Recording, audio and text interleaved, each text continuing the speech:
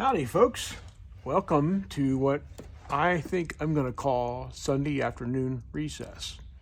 So it's Sunday afternoon, been to church, been to lunch, and now we're home, and I'm going to work on something fun for me. I think my customers deserve that I work Monday through Friday on their stuff and maybe Saturday, but Sunday afternoons, rather than sit on the couch and vegetate, I get to do something fun. So what we're going to do here is we're going to change out the turbine housing on old Barney.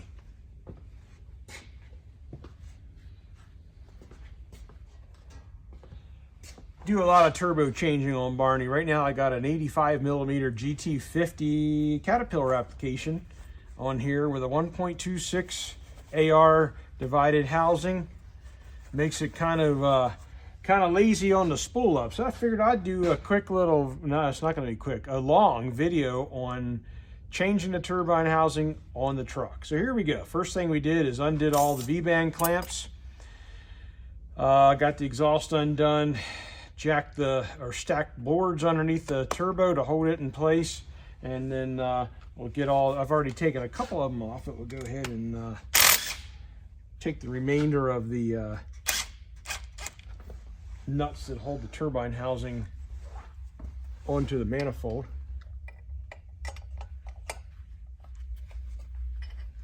I know I'm probably in the way. This video is probably not going to be any good, but we're going to do it anyway. Nothing ventured, nothing gained. Some of you may have seen many years ago, I did this in the parking lot of Russell's truck stop in with Indy, New Mexico, right there on the 40 as you cross into New Mexico. I've done this before right there.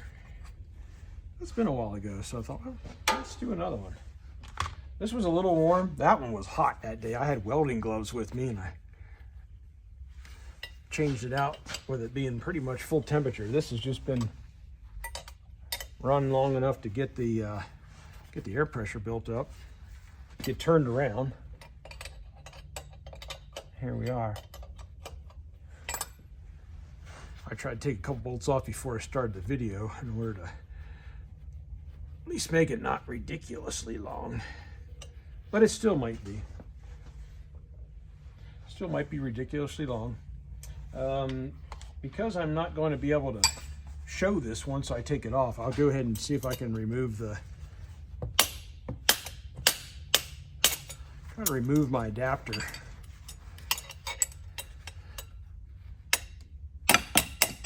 Yeah, sure you like how I use my wrench as a chisel.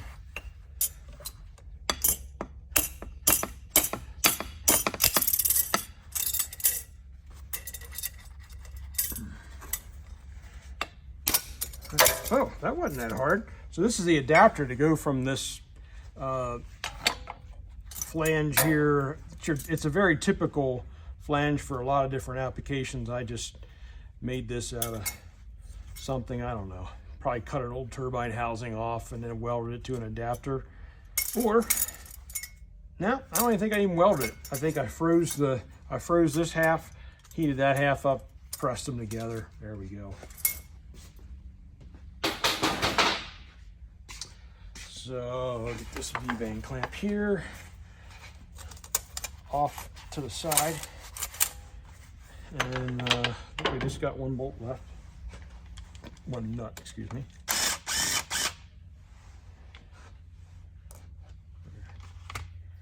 don't know what's going to happen now, but the idea is if it's loose enough, you can just take it and this is one of the reasons why, especially on the Caterpillars, I like bolts instead of studs, because it's really easy to get this thing on. So, but anyway, we'll see if we can get it to rotate up. I might need the welding gloves. This thing's pretty hot, actually. Probably my board's a little too high. It's putting some pressure on there.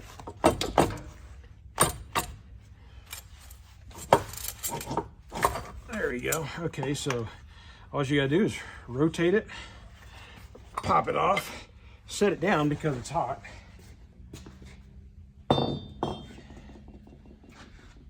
to get this. This is a 108 AR. Put a little bit of anti-seize in it. I normally use, I have nickel anti-seize. It's good for 2400 degrees. But I had some guys tell me in the comments that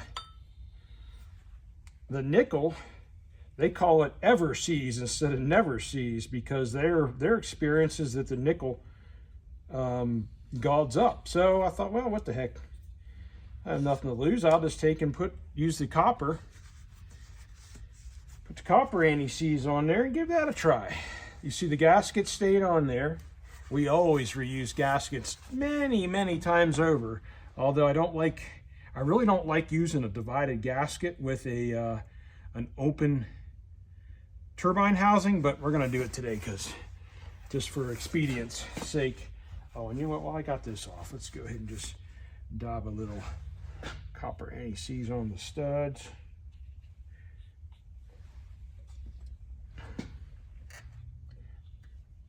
Hope this halfway turns out. Got the camera precariously perched up there. Yeah, it probably is going to be great, but you know, you just slide it on there, rotate it down, attempt to pick it up without dislodging the camera from the. I think in the past I wedged something under there because this is actually it's sagged down a little bit. Let's see if I got a tire iron.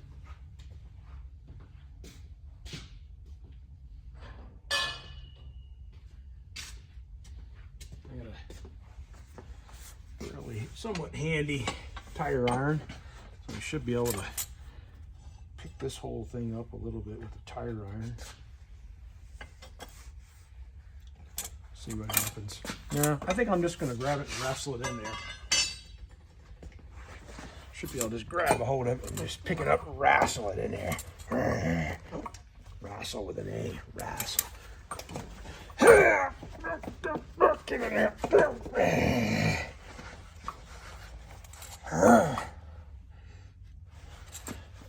Come on. Egg nabbit. It don't want to be wrestled in there. All right. I just need to settle down. Just because I'm doing this, I'm not doing it live. I can always stop the whole video if I want to, but I want to get this thing on here. Wrestled in place here. Yeah.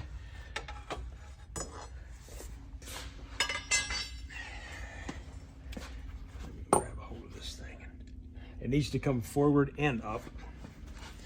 And right where I need to be is where the camera tripod is, so it's giving me a little trouble. There we go.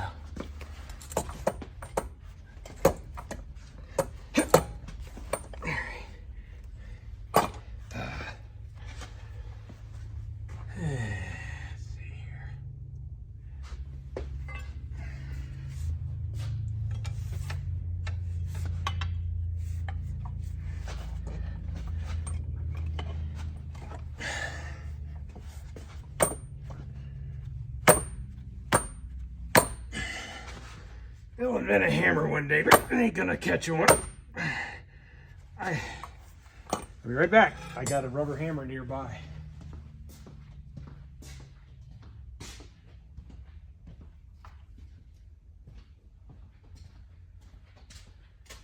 I don't want to give myself the carpal tunnel by using my hand as a hammer, so let's go back in here and we can get it as close as it was a minute ago. I'll have it. Now let's pull it back. Lift it up, and now we can start.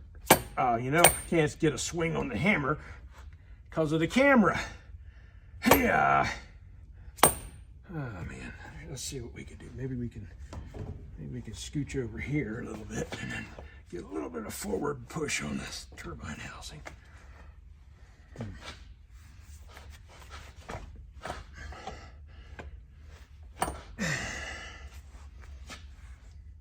My situation's getting worse instead of better. I'll tell you what I'm gonna do. I'm gonna go ahead and put the V-band clamp on, because that way it ain't coming off of there, and then I can let the blocks out of the way, and I can really get a good hold on the turbine housing, or on the whole turbo itself. There you go. She ain't coming off now. All right, so we need to go forward and up. Forward and up. That seems familiar. Back and up. Oh, that's back and up, not forward and up.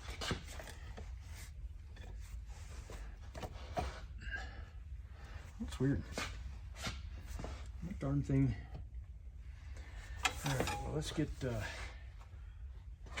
see if this is.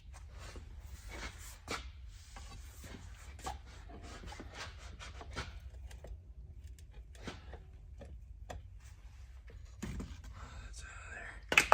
That may come back to haunt me. Ruh-roh. That's not good. And I'll tell you why. It's hard on the doggone drain line. I could do this easy if I didn't have the doggone camera going. That's what it is. I'm just camera shy. You know, it's messing with me here. All right.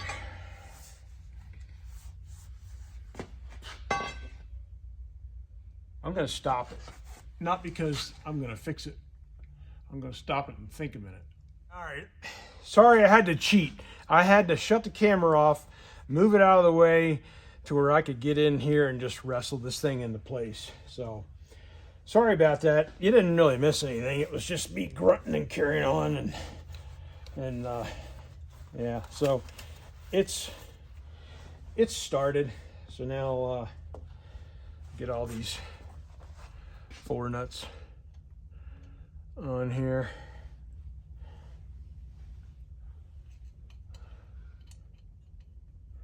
So the piping helps hold everything in place so that you can swap it out without taking the turbo off, but it's a two-edged sword because it holds it in place, but it also, you gotta fight it. It's kind of, it wants to push it. Wants to push it where it wants to push it. All right. I might have put a burr on these threads when I jammed it up on there, so it might be a little hard to get it restarted here. There we go. All right. I can tell you right now that without the adapter right there, gives me room to get the old socket in there. Well, take this up some more.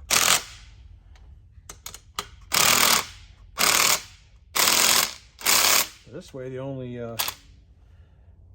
wrenching I'm going to have to do is just on this one right here.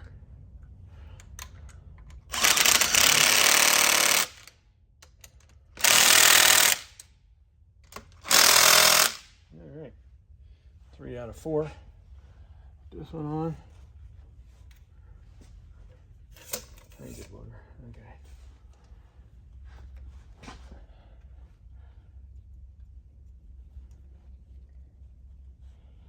Yeah, I kind of put a little burr on those threads when I hung that thing up there, but it ain't too bad. I think it's gonna do all right.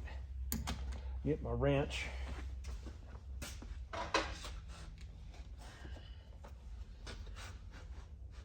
It's not really that hot anymore, so I'm going to shed the gloves so I can work a little faster.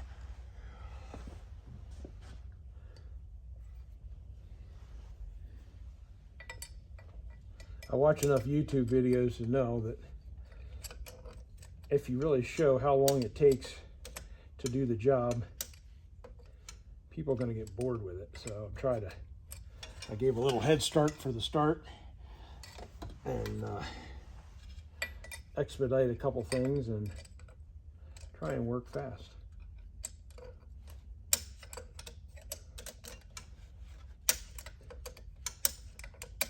of Detroit's hard steel supply line. Right here in the way, there ain't much room to. I mean, the wrench gets 1/12 of a turn.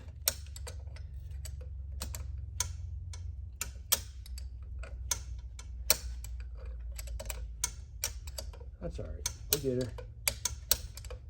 Get that burr work past there, and maybe I can run it down by hand. Get a couple turns in it. Hard turn again. That's all right. We'll get her.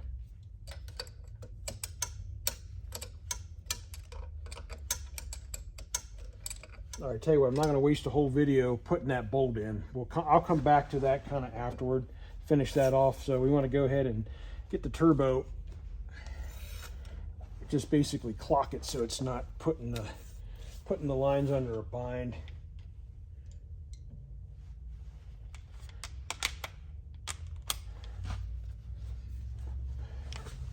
Put this up here.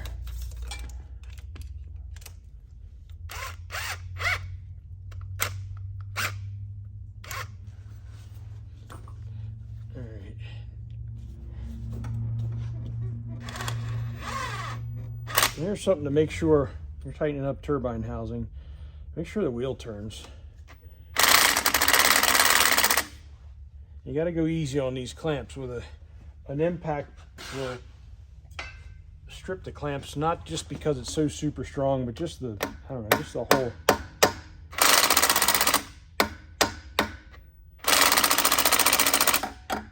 So I'm just giving it enough throttle just to get it clacking.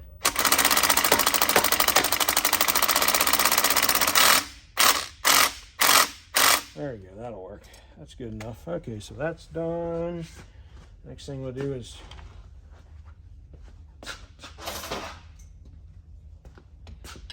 put the adapter back in.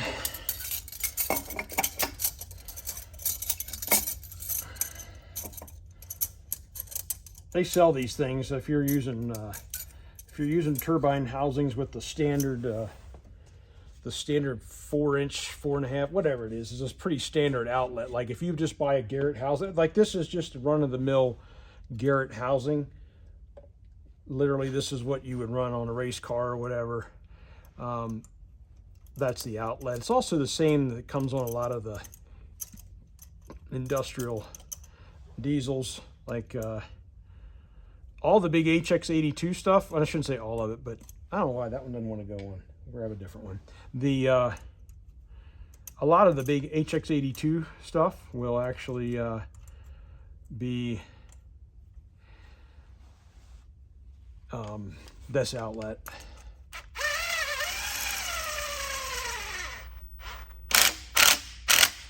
That's good enough. This is probably going to be temporary, a lot of this stuff.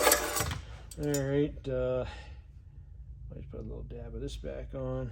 This might be a fun fight watching me put this back on. Let's put this over here, put this back down here. And instead of beating my hand up, I'll get Mr. Craftsman your thing mallet. That's pretty good. I've done this before, and the hardest part of the whole swap was getting the daggone exhaust pipe back on. Looks like this one might go pretty good for us.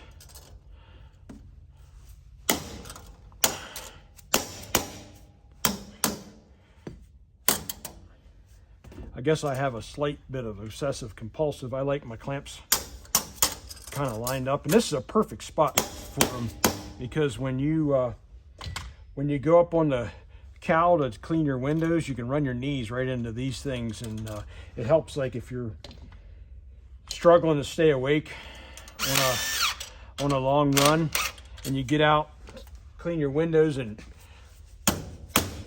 jam your knees into these studs, man, it wakes you right up.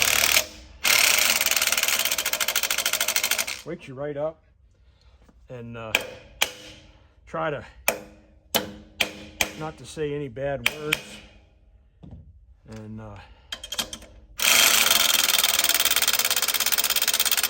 I'm barely throttling this thing. I know it may not look like it, I don't know, an impact is really hard on V-band nuts. All right, so basically the job's done. I'm going to shut the camera off,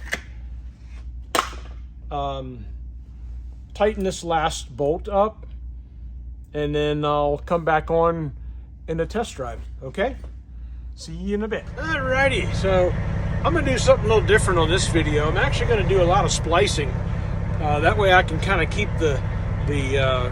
keep it sort of interesting and not have to watch 10 minutes of uninteresting. So I'm going to stop this one right now and switch the camera direction.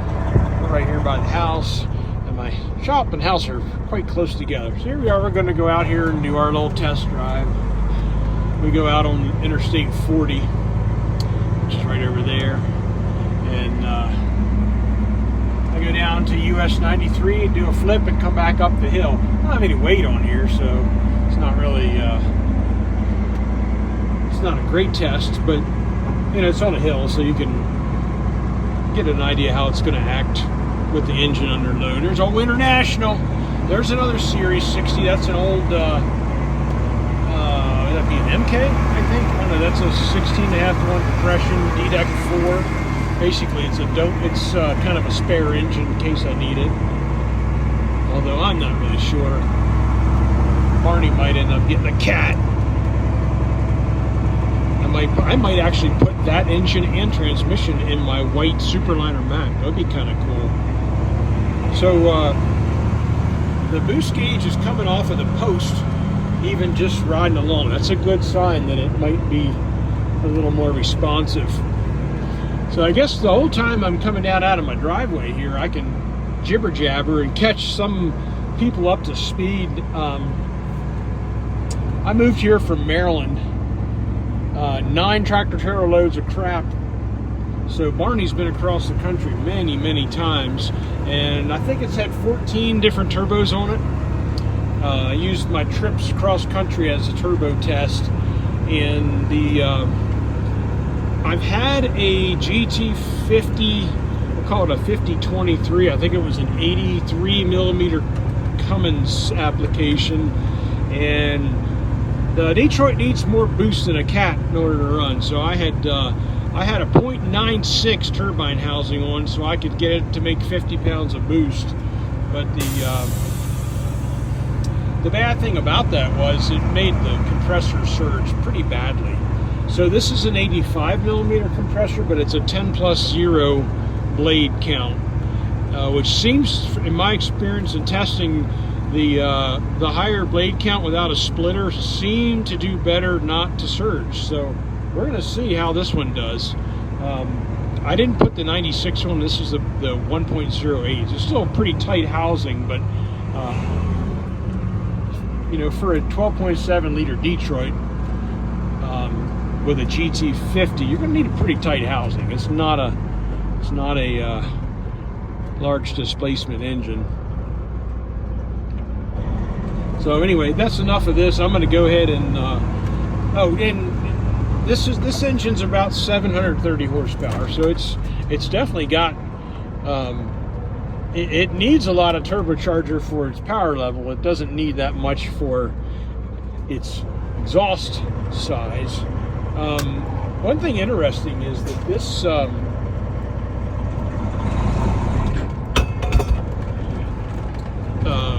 shucks, I forgot what I'm going to say. My water bottle just tipped over. What was I going to say?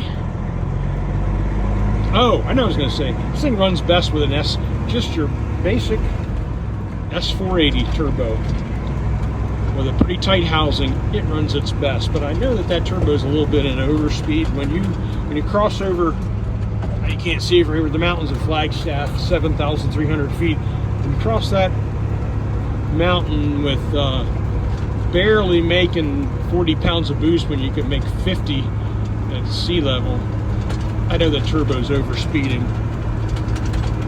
So the goal is try to find something a little bit bigger that'll make the same boost but not have the poor turbo in a terrible overspeed condition, because A lot of guys blow turbos out here in a high altitude.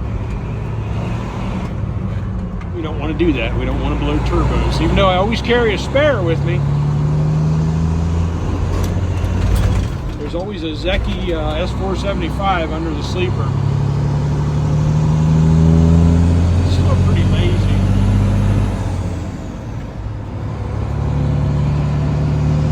Now, all right, I'm going to shut off. I'll come back when we start up the hill. I'll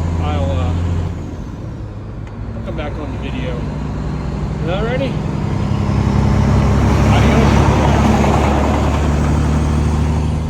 Alright, I decided to come back on here a little sooner than I had planned. I want to show the jaking boost. And that's another thing worth mentioning is it's horrible, to be honest with you. It's probably not going to be very good.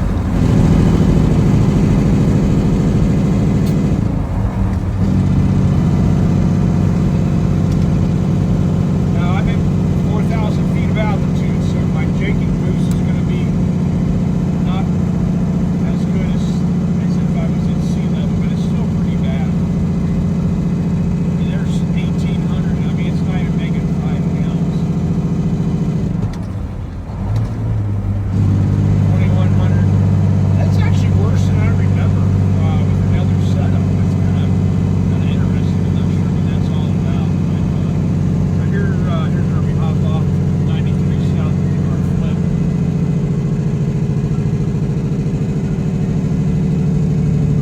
Yeah, that's pretty bad.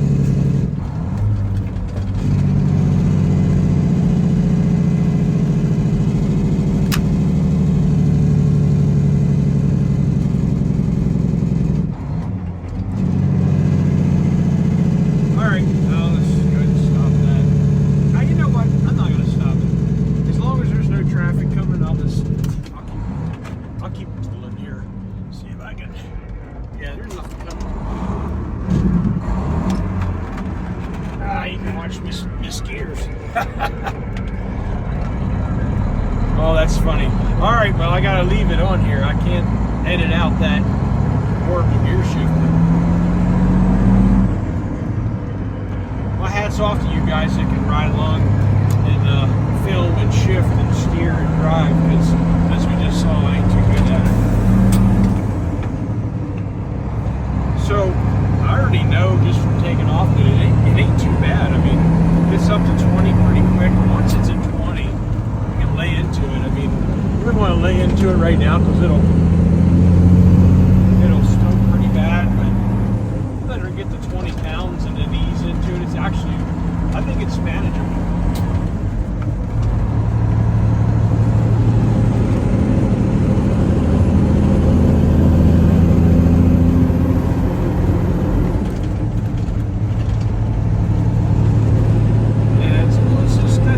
Right there, but I'm used to driving